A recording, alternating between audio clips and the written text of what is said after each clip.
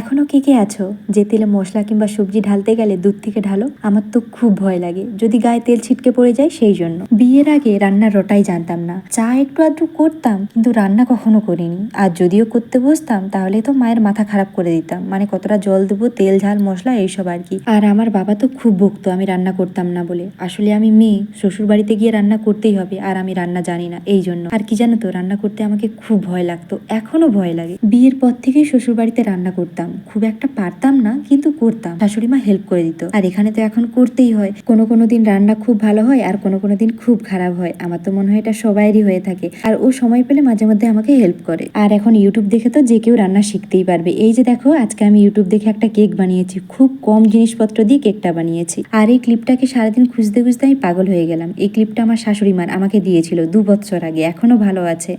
যাই হোক, রাত্রেও মাছ এনেছিল, সেটাই এখন নুন মাখিয়ে দিচ্ছি। বাই।